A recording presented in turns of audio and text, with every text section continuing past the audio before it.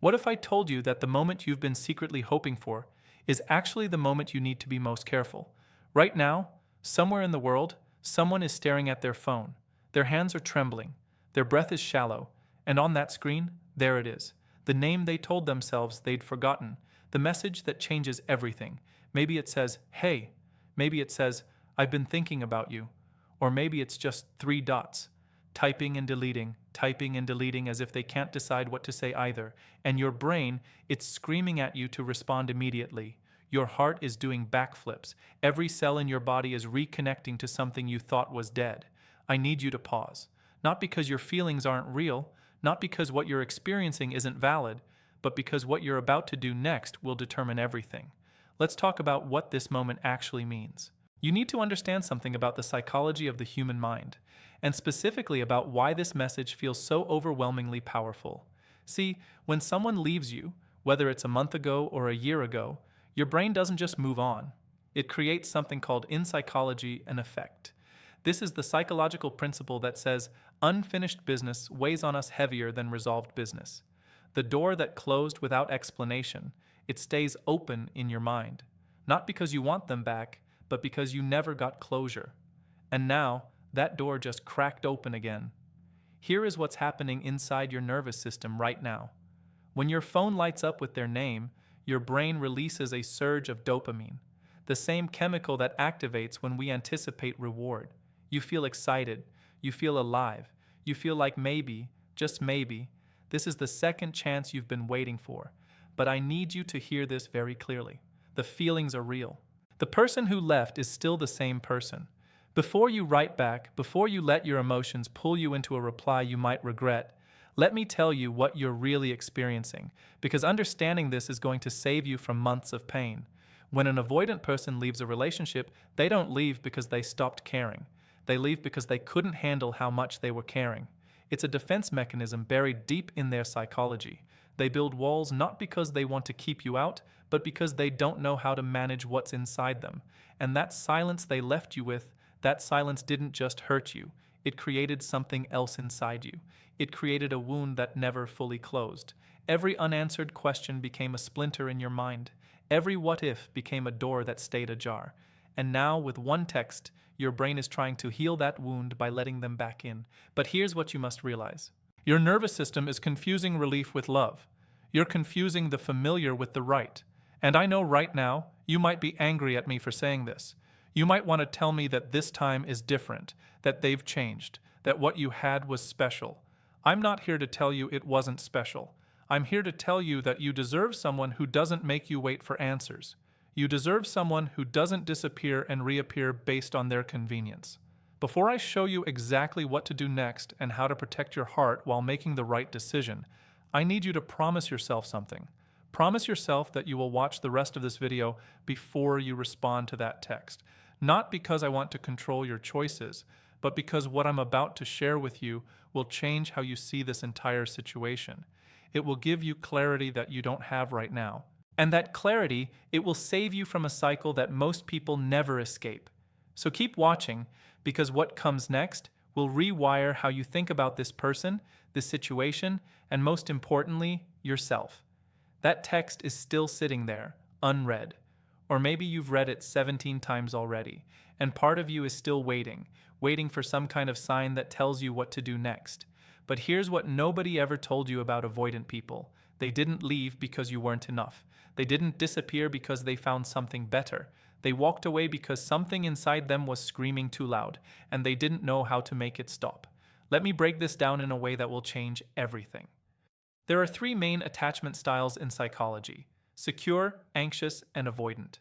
Most people who end up with an avoidant partner fall into the anxious category. You're the one who reaches out, who asks questions, who wants to talk about what happened, who craves connection and intimacy and honesty. They are the opposite. They run from vulnerability the way a drowning person runs from a life jacket. Not because they don't want to be saved, but because they believe deeply in their core that if they let you in completely, they will lose themselves completely. This is called fear-based attachment, and it is one of the most powerful forces in human psychology. Think about it this way. When you were a child, if you learned that needing people was dangerous, if you learned that showing your emotions led to rejection or abandonment, Your brain built a fortress. That fortress wasn't built to keep others out. It was built to keep you safe. Every wall an avoidant person has is a wall that protected a younger, more fragile version of them. So when they say they love you, know this, it was real. But when they ran, it was also real. Both things can be true at the same time, and now they're back. Why? Psychology has a term for this too. It's called protest behavior. Even after an avoidant person walks away, part of them still feels connected to you. The bond doesn't just disappear. It tugs at them in quiet moments, in the middle of the night, when they hear a song, when they something that reminds them of who they were with you. So, they break the silence, not because they've changed, but because the discomfort of staying away became stronger than the fear of coming back. And this is where most people make their biggest mistake. They see the return as proof that they were loved, proof that the relationship mattered, proof that maybe, just maybe, they were worth staying for after all. But here's the uncomfortable truth. Their return is not about you, it is about them. It is about a void they cannot fill, a restlessness that won't go away, a subconscious need to resolve something that their own mind won't let go of. The avoidant mind doesn't come back because it finally understands what it lost. It comes back because it cannot tolerate the feeling of incompleteness. You were the one unfinished story they couldn't close, and their brain is trying to close it on its own terms, not yours. This is why you need to be very careful right now, because what feels like a second chance might actually be a trap.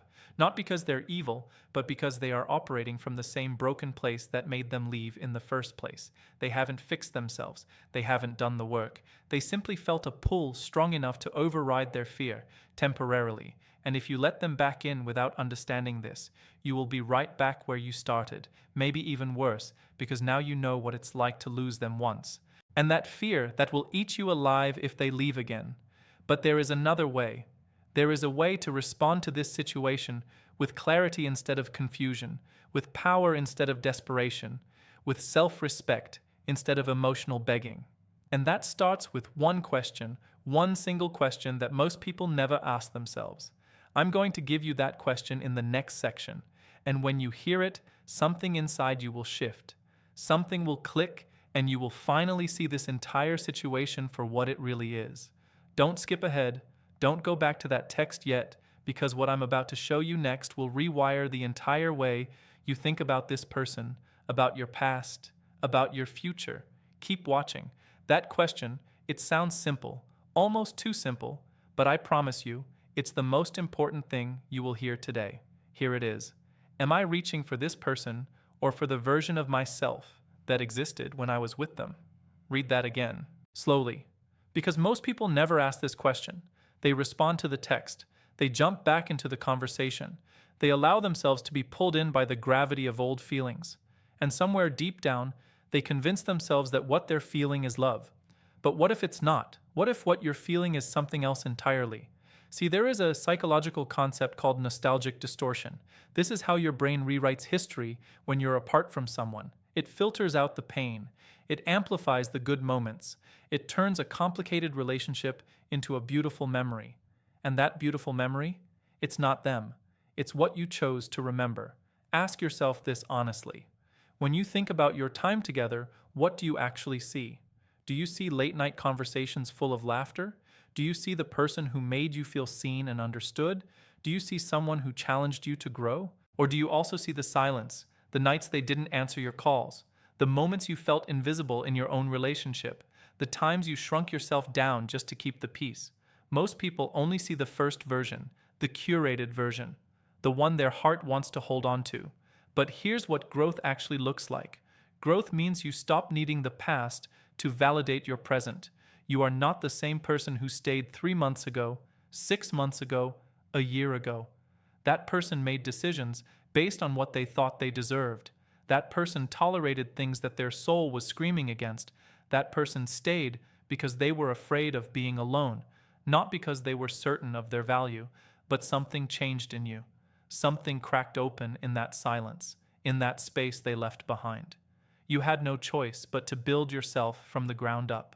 And in that building process, you discovered something powerful. You discovered that you could survive without them. You discovered that your life didn't end when they left. It actually started.